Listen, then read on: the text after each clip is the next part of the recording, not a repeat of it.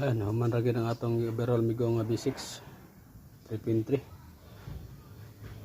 Ay, mandar baka ni, kulbaan ko da. So manag sitting tanan. Clear na tanan. Tubig na ana. Oil na ana.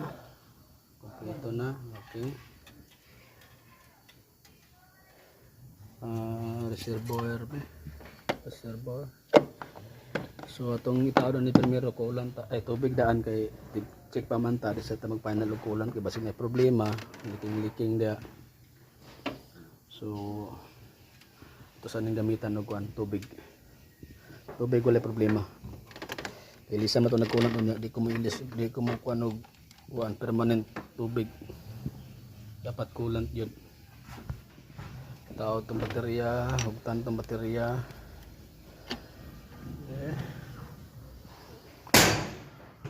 Taong isang layog-layog ani. Isa dito po busy putos kuan transmission sa Land Cruiser. Naroon na to. Ato sang i-on off para masaka ng gasolina para di magkrang uguan taas ng oras. Sakaon sa natong gasolina para compact ang pressure. Kaya saka na to i-start. Okay, andar na. So wala check engine na may sa handbrake. Yan, katanan clear, wala check engine, wala tanay siga sa panel board, wala mga sign sa bangko. So check ta dito sa kuan tabangan. Check na tong andar, okay ba? Pwede tugok-tok. Tugok-tok, pre. Okay. Kamloy pas kamanang. Ada mga leaking.